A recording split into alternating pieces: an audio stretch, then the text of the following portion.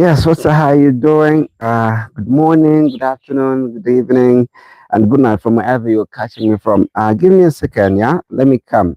1 second. 1 second. Let me come. We're going to be talking about something. And this time around, it's going to be different. It's not going to be the usual conversation. Basically, we are always having. And I just felt like maybe we should talk about something. And this time around, we are going to be talking about our country, and that is our country, Uganda. Most of the times, each time I come through, I just want to make sure our sound is on and our sound is beautiful. So we are going to be talking some sense, yeah. There are things that we always want to keep away from, but at the end of the day, if they are really that important, then why is it that we cannot tackle them, yeah? So from wherever you are catching us, yeah, Lze Andrew Anderson is my name. And of course, I always love by starting saying good morning, good afternoon, good evening. Sorry you're not seeing me. I was working. I was working on something. I had to take some water.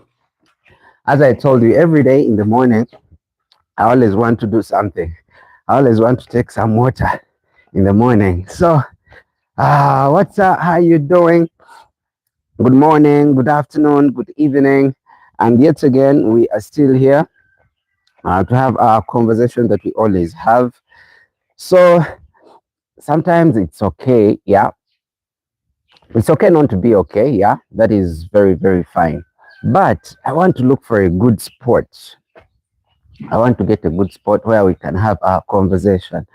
And this time around, it could be a little bit long, yeah. So I want to get a good spot. A good spot. Where can we get a good spot? Where can we get a good spot? Where can we get a good spot? Let me see. Nice. But now here I'm so dark. Where can we be? Let's see here. Don't worry. Let's see. Okay. Again, here is a little bit tricky. I don't know where should we go. Don't mind my hair. Okay, let me see. Still, the lighting is not good. So, what's up? Good morning, good afternoon, good evening. There's a nice spot somewhere.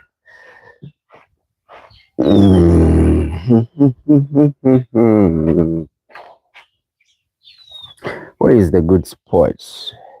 I want to get a good spot, minus again not showing a lot. Let me see, where can we go? Okay, let's settle for here. Will here be fine? Okay, I think here will be okay. So I want to start by saying good morning, good afternoon, good evening. Now the light here is nice, but I don't like that. Okay, let's just be here.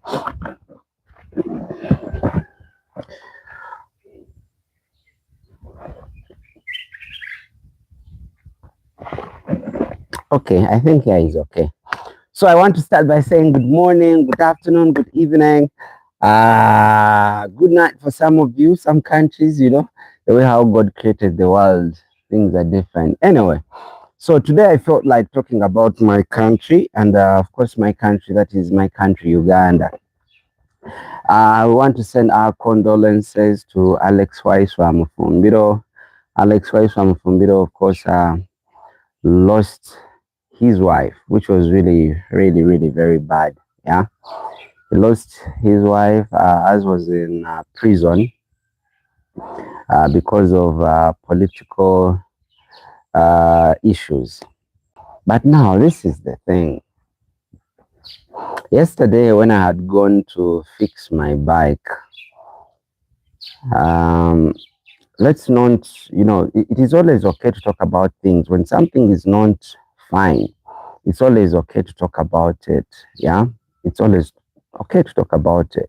So Uganda as a country, yes, it could be beautiful and nice and everything, but there's something that I've always kept saying, and I'm kept saying that there's what we call bad manners. Yeah, bad manners. When someone has bad manners, it is only in Uganda where you could find someone having like over 20 acres of land, which is okay. Yeah. One individual having 20 acres of land, one individual, and they have too much money in Uganda. Someone has like over a billion, billions and billions of shillings, and even $1 million, if we can change so that other people could understand. One individual having $1 million plus in a third world country. In Uganda, basically, we all work hard just to survive. Yeah, we work so hard just to survive. You find a family whereby a mom is trying to, maybe a single mom is trying to make ends meet. Yeah, we have the so-called hawkers. One day I moved to Mbara. We had a concert there. So there is an area we passed through, and it was over 10 acres. And all this land was owned by one individual. That's what, of course, the natives, told us. It was like a whole village. You just imagine someone having a whole village. Because we have very many districts, basically someone is having a whole district, one individual here in Uganda. And I was like, why is it that people want to acquire a lot of wealth? Yeah, a lot and a lot of wealth. When you create a lot of wealth and the people in your society or people in your environment are not fine, they are not okay. Even when you create wealth and these people are not happy, at any given time, they are going to come against you. Yeah, they are going to come against you at any point A, any point B, any point C. They will come against you because it is basically one individual. I keep mentioning my sister that I have, and I told her, you could be having maybe you've generated, oh sorry, you've generated a lot of wealth, and you've given your kids good education. They've gone to the best schools, yeah. And you forget one thing, that these kids are going to associate with the kids outside, yeah.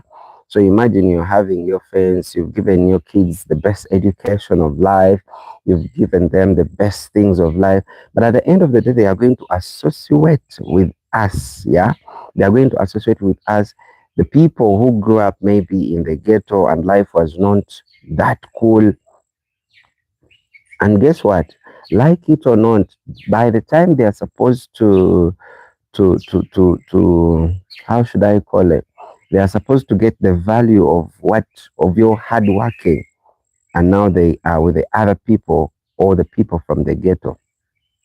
And now things will change, yeah?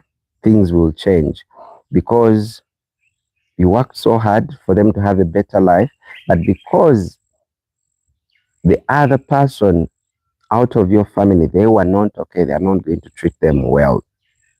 They are not going to treat them well.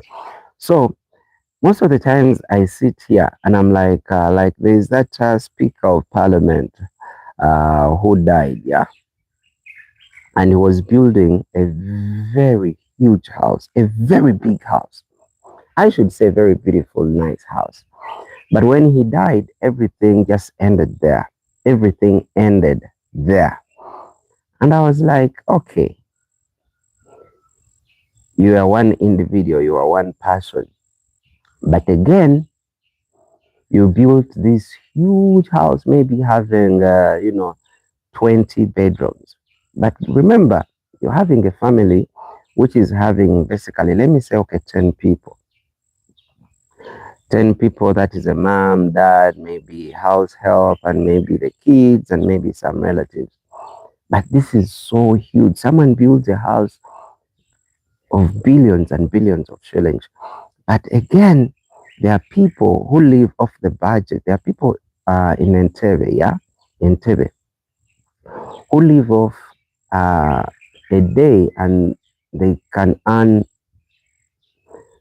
basically nothing. But there is an individual having trillions and trillions of shillings. And whenever sometimes I talk about these things, I feel bad because me, I call it having bad manners. Yeah. You cannot tell me you've acquired a lot of wealth and you're having acres and acres and acres of land. But again, in the same environment you're living, there are people who are having, who don't have where to live. Yeah. And it's a family. It's a family and they don't have where to live. Remember, we are a population of 45 to 50 million Ugandans, yeah? So if we are 45 to 50 million Ugandans, so what if, let's just imagine there is someone, not one, not two, not three, not four, who are having over a billion, yeah? A billion, billions and billions of shillings. So that means this one individual can basically pay every Ugandan, yeah, 1 million shillings every day. Every day. You imagine, take the calculation. If we are, let's take the biggest, yeah, if we are 50 millions or 60 millions, but there is an individual. Remember, there I've tried to exaggerate the number. We are 50 million or 60 million, but again, there is a Ugandan who is having billions and billions of monies, yeah. Basically, they can decide to give each Ugandan, whether it is a kid, a female, a male, and they can pay them 1 million shillings every day for like a month. Every Ugandan in a country, and they can give them that money. Yeah, they can give them 1 million shillings every day. Everyone in your family, whether it's a kid, a newborn, they give them 1 million shillings. One individual. That's what I'm talking about. One individual can basically feed all Ugandans even for a year. One individual can feed all Ugandans, and he lives here in Uganda, and they are here in Uganda. He can feed all the Ugandans for a month. But again, in the same country, there is again an individual who can spend a year minus earning maybe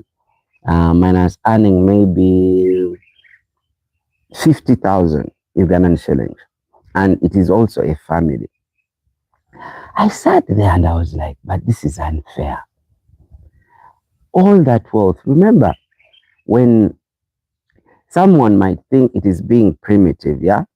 When you die, they put you in just small space like this, yeah? That's where you're buried. They dig just a small hole. That's where you're going to be buried. When you're sleeping, if you have a fleet of cars, when you're sleeping, you have a big bed, which is okay. You have to sleep beautiful, you have to sleep nice. But at the end of the day, you sleep on the side of the bed, yeah? Just a small portion, that's where you're going to be sleeping, which is still also okay. Again, if you have fleets of cars in the 10 cars that you're having, again, if you're moving, you're going to use one car. And in that one car you're going to be using, again, you're going to just get one seat where you're going to be sitting. And you're having this too much wealth. And again, given the fact that you have all that wealth, again, you still want what someone else has, which is very little. Yeah. Again, you feel like you also want to have it. And I was like, these people are having bad manners. Yeah. There is what we could call maybe the basic needs of life. Yeah. If someone worked upon, let me say, good education, that is schools, good education, good medication, transportation is also worked on. Let at least the basic needs of life, yeah, let the basic needs of life at least be affordable. Just let them be affordable. Just don't try to, help everyone, but let the basic needs of life. Maybe when the pregnant ladies, go to the hospital, at least they can get good treatment. When someone is moving, let people not die. Did you know research was made. And did you know most of the people in Africa, now I'm going to be generalizing so that people cannot really be quoting me. Did you know that in Africa, some people die before they are supposed to be dead? Basically, out of 100% of the African people, some people die, like over 80% die when they did not supposed to die. So basically, they are dying of things that are preventable. The only thing an individual or a human is having and is very valuable is their life. Life. Yeah, living. Like the mere fact that you can be on this life and you watch, it means you're living. That is the best thing you'd ever have in life. But now you imagine life is taken out of you and you die before you're ready. You get my point. You die before you're ready. You know, like you can find maybe someone is giving birth, and because they did not give them good treatment or taken good care of them, and then they die. They die. They die. The kid dies. Even the mother dies. But that would be preventable. But they die. Someone gets malaria, you know, which could be treated, and then they end up dead. And remember, life doesn't have spare. It doesn't have spare life. In case you die, maybe you can die once, you can die twice, and you can die thrice. No, you die once. But now, you look at the country, because Uganda is not one of the countries that we would say we are very poor. God endowed Uganda with a lot of resources, yeah. Because you imagine we have the good weather, you can throw a mango somewhere and then it grows. You know, we have water sources, we have we have a lot of beautiful things. We have the gold, we have the diamonds, we have the cement, we have a lot of things. So what if, because 50 million people, I'm trying to exaggerate it to feel like everything can be possible. Imagine a population of 50 million people. Me, I thought at one point that, you know, they can make good standard apartments, and they can make maybe cubicles or houses, yeah, which are 50 million. And now 50 million, that is with every individual. That's not a family. That is with every individual, a newborn, a father, a mother, everyone is having their apartment. It is very possible. But now, one individual, it's too much. And I'm like, they give you all that and you still want more. You have the power, you have the weapon, you have everything. Basically, life would really, what you have it all, but still again, you want what someone else has, which is really very little. I was talking to a mechanic who was helping me with my bike yesterday, and I told him, this is not bad governance.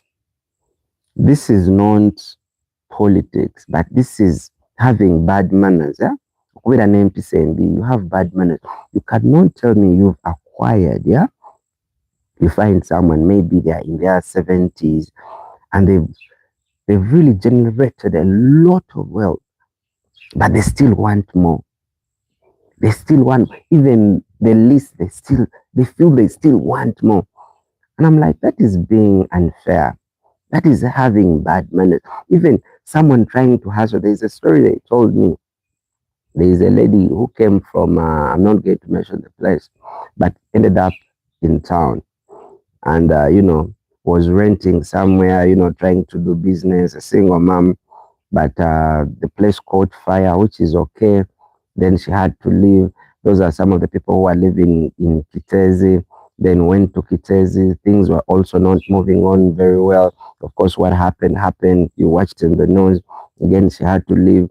Opened up a kiosk somewhere to her. So those are the people who are having capital of less than, you know, let me say 100,000. Even where she opened up a kiosk, even the kiosk was, you know, was removed. Seeing it is a hassle. But in the same country that you're living in, they are the super wealth, yeah, the super wealth. But at the same time, again, there are those who are super poor. And to me, I was like, now you generate. I was watching Tupac for the people who love music. Yeah, I'm not a big fan of music, but I watched Tupac, and Tupac was like, you find someone having over. Now that was, I think, was it in the 70s? And he's saying someone is having over $20 million, one individual. But again, he's living in a house having over 20 bedrooms. But still in the country where he is, there are people who have nothing to eat for a day. For a day, yeah, in Uganda, we have even the working class, by the way. You find someone waking up very early in the morning, doing the 9 to 6, yeah. But again, they wake up and they are working and they put on suits, they put on smart, and they go to work. But a day comes and they don't have what to eat for a day. They don't have what to eat. But in the same country, again, there is someone having over $20 million in a third world country. And you're like, how did these people generate all this wealth? But of course, they cannot question them. They cannot question. And we think we are living in a just world or in a just country. That is being unjust.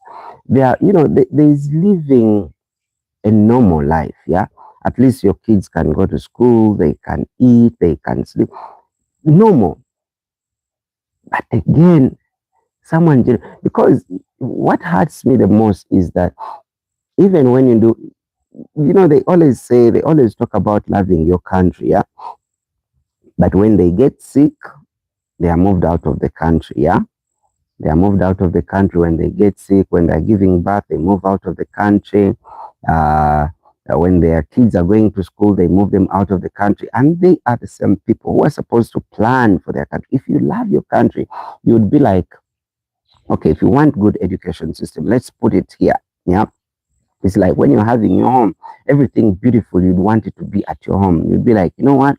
I want a home which has good toilets. Then you put a good toilet. I want a home where we can eat well. You try to provide. I want it for your home. So if you love your country and you are the leaders of the country, I feel it would make a lot of sense if you feel like you want your kids to go in another country because there is good education. Why is it that you don't put it in your country? Put it in your country. Be like, you know what? Let me put this in my country. You want to go for good medication? Let me put this in my country. But again, as they talk about being a patriot, again, they don't put those things in their country. But again, they fly their kids and they also go for better services in other countries. And to me, I was like, this is really unfair. Where I stay, I don't know if I can show you. Where I stay in the bushes, when you're this side, you can see the other hill, the other side. But I saw like half, not even half, like the whole hill, yeah? And it is owned by one person. Someone showed me, I was like, what? And they fenced, like fencing a whole hill, and it is owned by one person. How many kids are you having? Okay, if you want to work for our kids, how many kids are you having who are going to own all that? And remember, if people are not okay and they know that person owns all that, and for them they are not okay, because God was just and everyone has to die at any given point. When you die, all that, everything you work for is in vain. Why? Because these other people will come up, and guess what will happen? Your kids or your grandkids will be the one to suffer now. They will be the one to suffer. You cannot create a country whereby you're having the so super, super rich and then you're having the so super, super poor. It is really unfair. It is really, really, really, really unfair. And whereby some people are more important than others. I watched a story, I think it was here on YouTube, and a lady who was supposed to be giving birth, I think they were on Entebbe Road. The lady was in an ambulance, and of course, it was an emergency, and she was supposed to give birth. And guess what happened? Because a given leader was supposed to use that road or that road, it was all closed. And when they closed that road, An ambulance was there. And remember, when they closed the door, they closed it for hours. Now the driver of this ambulance went and led with the security people. No, he was telling them, we have a sick lady. She is pregnant. She's going to give birth. She's in an ambulance. She needs an emergency. Please let us pass. Imagine, because one individual is going to use that road, they close it for hours and some people have to die, even when he's still maybe taking breakfast somewhere. It is really unfair. It is being human. Yeah? It is being human, like, and someone dies because someone is supposed to use that road, and over 50,000 people who are supposed to be going somewhere, they are all stopped because one individual is going to use that road. Think about it. One individual is going to use that road, and then it is all blocked, and people are dying. People are missing appointments. Kids, God, it is really unfair. Me call it having bad manners. It is unfair. It is unjust. And when people, and imagine when someone comes to talk about it, maybe they are imprisoned. If they are not imprisoned, they are killed. It is really unfair. Me, I sit sometimes, more so when I start talking about these things, I start feeling bad, and I'm like, are some people more human than others? Really, are some people more human than others? You sit, contemplate, and think about it, and you're like, this is unfair. This is really unfair. Imagine someone leaves the country, goes for greener pastures. They work so hard because they want maybe to set up a home, at least for them to have a place called home. And then someone is having a whole village, and they still want more. You people have enjoyed life. My goodness. And at the end of the day, if the rest of the people are not happy, things just go around like this, and maybe your daughter or your husband will end up with these people who are not privileged. And you know what will happen? It will be chaotic. Whatever happens will be chaotic. So me, sometimes I talk about these things, with my friends. And each time I talk about them, I become even very emotional. Very emotional. We cannot live in such a country. We cannot live, really. It is really unfair. And then it is just a few. You cannot tell me. Because now, let me tell you, people, in Uganda here, we have people who are having over, let me say, $10 million, yeah? Here in Uganda. We have over 1,000 people who are having over $20 million here in Uganda. And again, here in Uganda, the biggest percentage of people are the brokers, people who cannot even afford, because statistics were taken and they noticed like over 60% of Ugandans, they are not sure of tomorrow. Basically, they can live minus a meal the next day. Over 60%. That is beyond even the average. But again, still in the same population, there are those super, super, super rich. And then when they are making their investments, they don't make them in their country. Now they will go to other countries to make investments there because they know even what they are doing is not right. That's why they would prefer putting those investments somewhere else, so that when investigations are carried on, at least because they cannot answer how they've generated all that wealth. So at least they invest in other countries, leave their countries, and yet they are born here, raised here, they're having their kids here. And at the end of the day, you like it or not, let me tell you, every country you go in, even if you've gotten the citizenship, yeah, there is no place called home. At the end of the day, you'll be a Ugandan. Whether you're great, whatever, you'll be a Ugandan. you end up coming here. But because your forefathers really treated the people bad, I'm telling you, there is nothing that can go in vain. I'm telling you, there is nothing that can go. You cannot tell me that wasimba ebijanjalo, then ebijanjalo nebifuukamu kasoli. Impossible. What you sow is what you reap. Yeah, am I right? What you sow is what you reap. It is really unfair. Sometimes I sit and I'm like, but now these people, all this world, for what? For what, really? And then people die. Me, what hurts me the most is you dying when it's not yet your right time. I'm telling you, over 40% of people are buried, yeah? And they died, yet they were not supposed to be dead. And you die.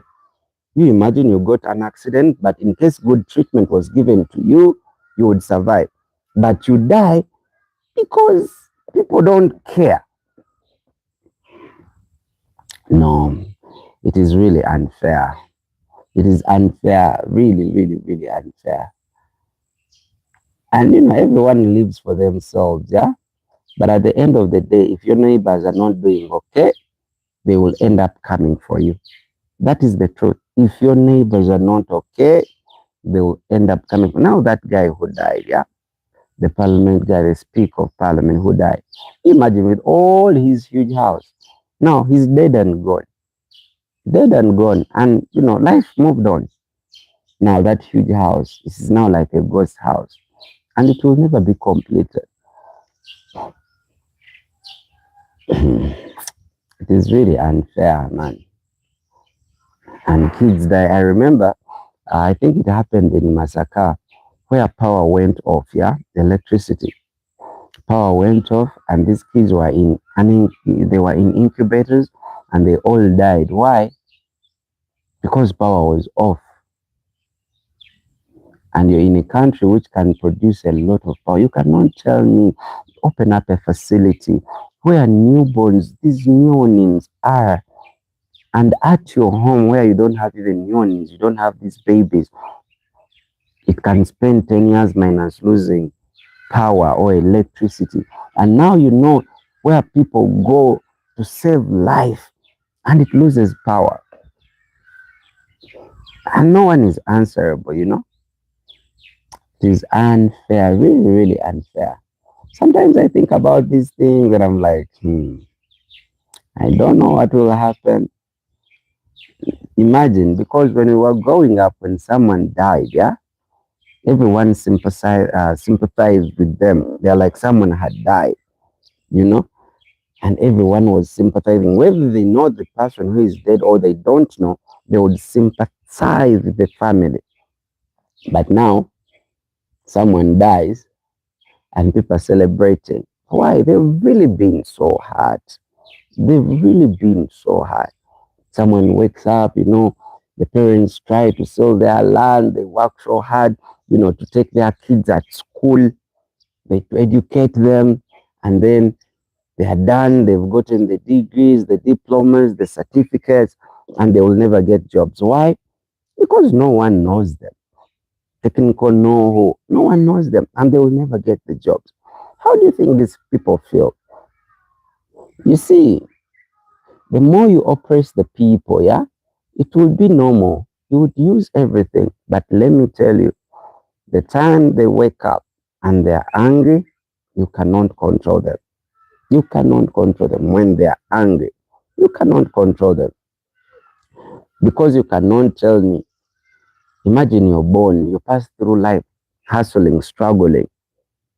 Then you grow up and you're just struggling. Then you get kids. They go through the same process, struggling. Then after your great grandkids, they also pass through the same thing. These people will one day wake up and they're angry because now people die and people celebrate. People celebrate because someone has died, because they feel they were so much oppressed, they could not do nothing.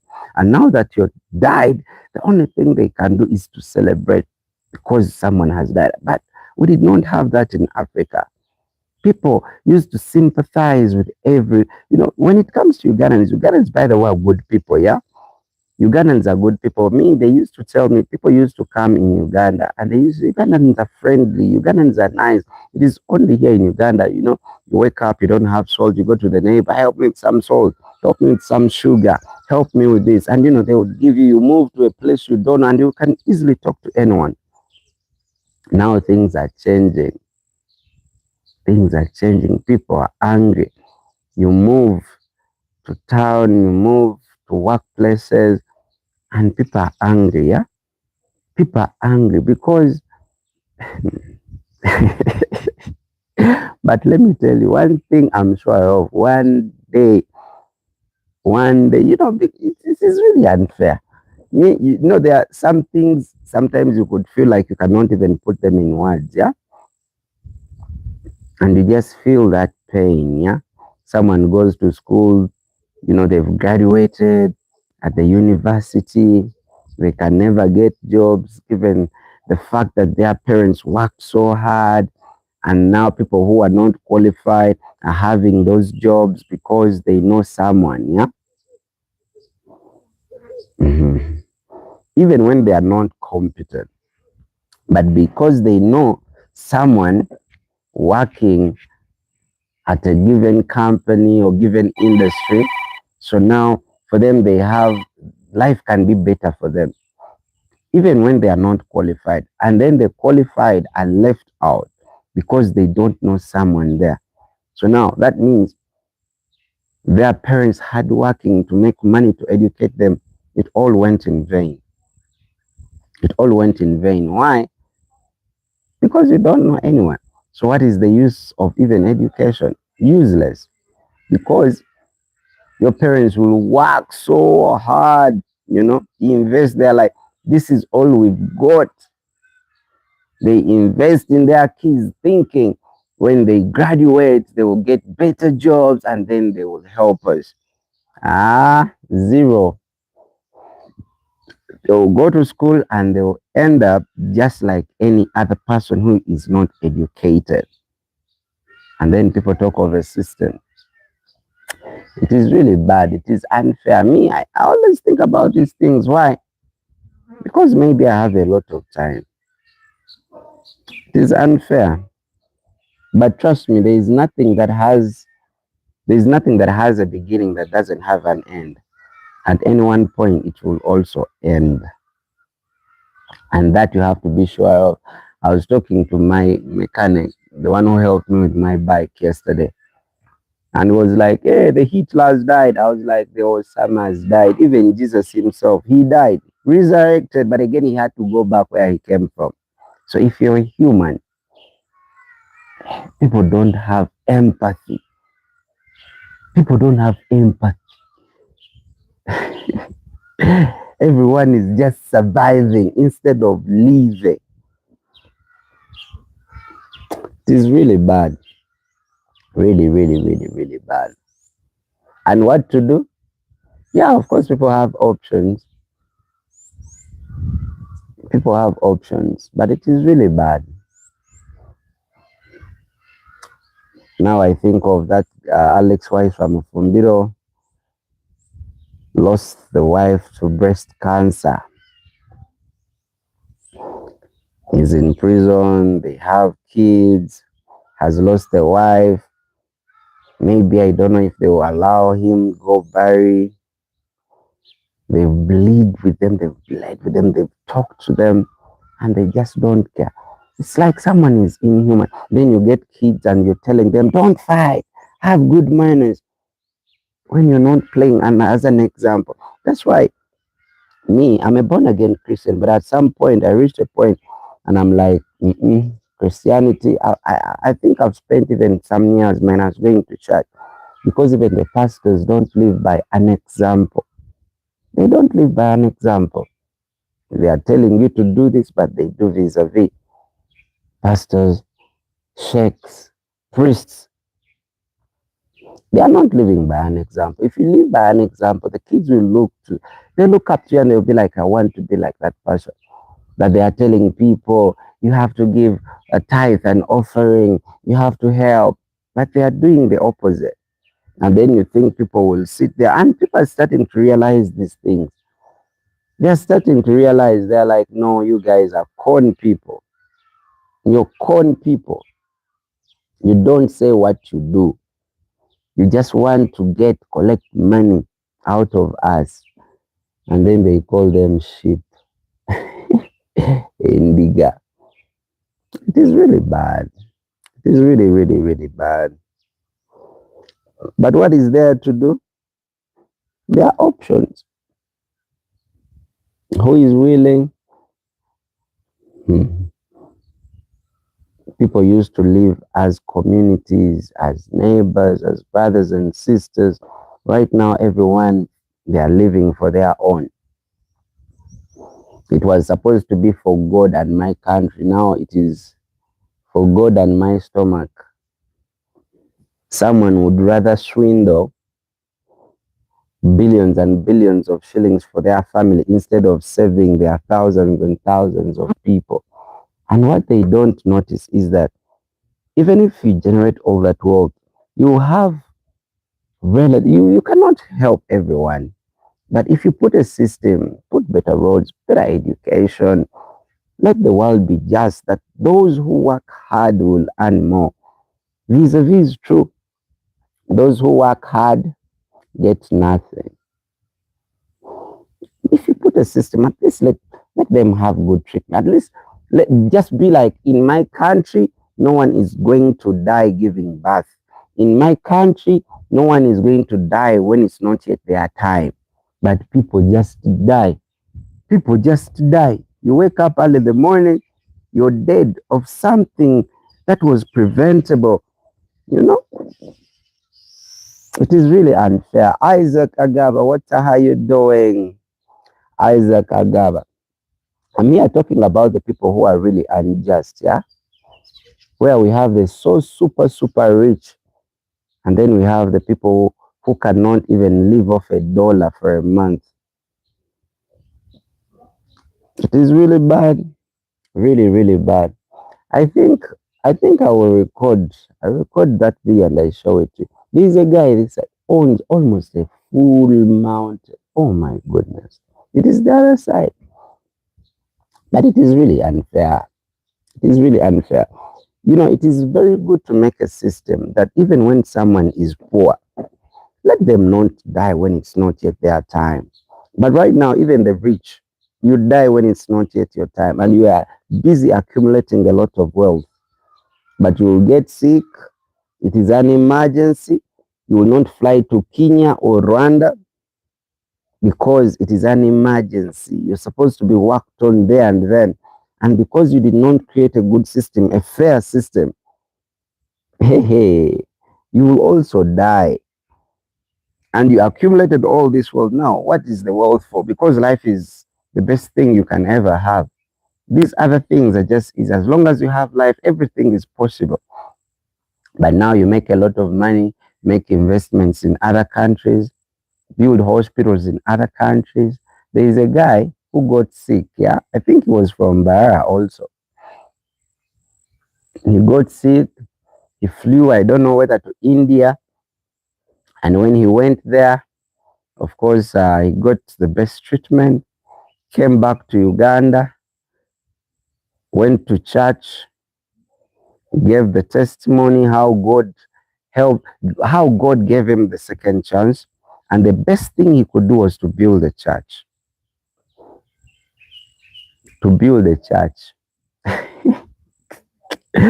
Instead of putting these facilities, you know, at least don't give people everything they want, but at least give them good medication. At least just don't let someone die when it's not yet their time. Let someone die when it was real. There was no any other option. But everyone gets sick, they fly. India, Germany, and whatever those guys are having.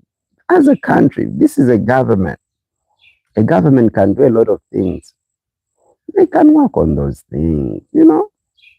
It is really unfair. It is unfair. I call it having bad manners. But the good thing, generations come and go. Generations come and go. You are not going to be there for the rest of your life. No, impossible. You can't. At any given point, you have to die. But how you treated people, you know, how you treated people. We are humans. We are living. We should be treated like some.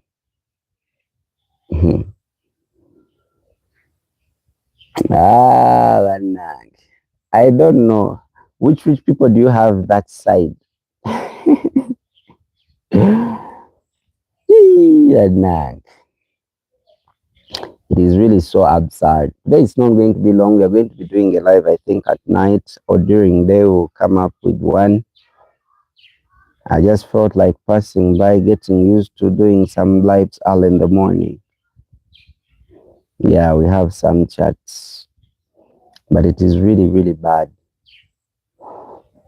And I don't know who can talk to those people, but because that's how they were raised, even themselves, they're working just for their betterment of life, their kids, and their family. Oh, but nothing doesn't have an end. At any given point, everything has its end. Who knew that, you know, someone would die and people would be celebrating, drinking alcohol, you know, partying because someone has died? When did that even start? Because people are angry. They feel they've been unjust to them. It is unfair, but that's the world that we live in.